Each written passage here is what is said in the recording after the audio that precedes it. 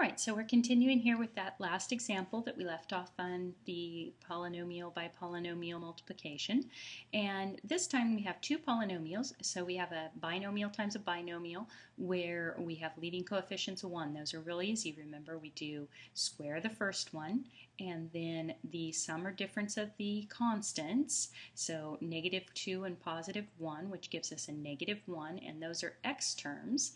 And then multiply the constants, and that gives us our constant term.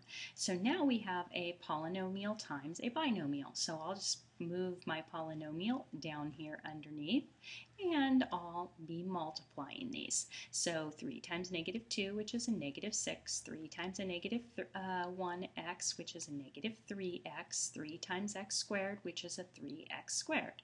Now I'm multiplying by an x, so I move over 1. 2 times a -2 is a -4, and those are x's. And 2 times a -1, which is a -2, and x times x gives me x squared.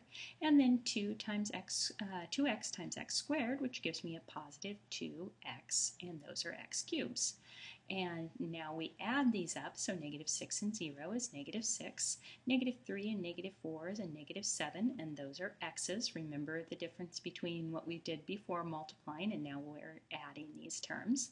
And 3x squared minus 2x squared gives me 1x squared, and it's a positive, and then 2x cubed here. And so that would be our final answer. Now remember that this is not the only way that you could have gotten this final answer. You could have also distributed the x squared through this binomial, and then the x through the binomial, and then the 2 through the binomial, or vice versa, the 2 through this trinomial and the 3 through this trinomial, because remember multiplication is commutative, and then combined like terms in the horizontal method.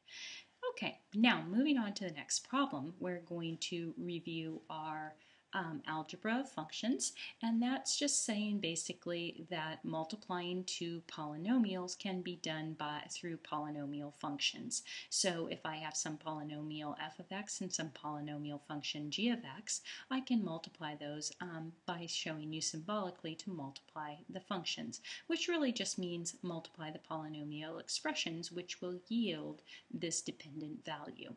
And it can be shown either way of f of x times g of x or f times g of x.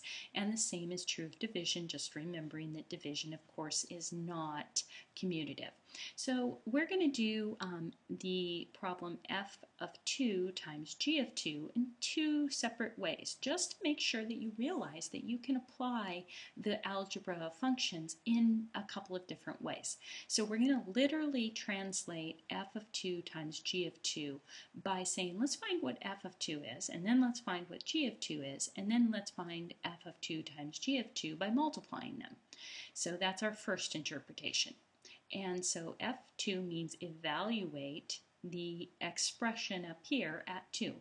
So 2 is squared and then multiplied by 2 plus 3 times our 2 and then minus our 5. Remember, f of 2 or f with 2 means evaluate it. So 2 squared, this gives me 4, and 4 times 2, which gives me 8, and then 8 plus 6, and then minus 5. So our net here ends up being 9. 14 minus 5, which is 9, or 6 minus 5, which is 1, and 8 plus 1, which is 9.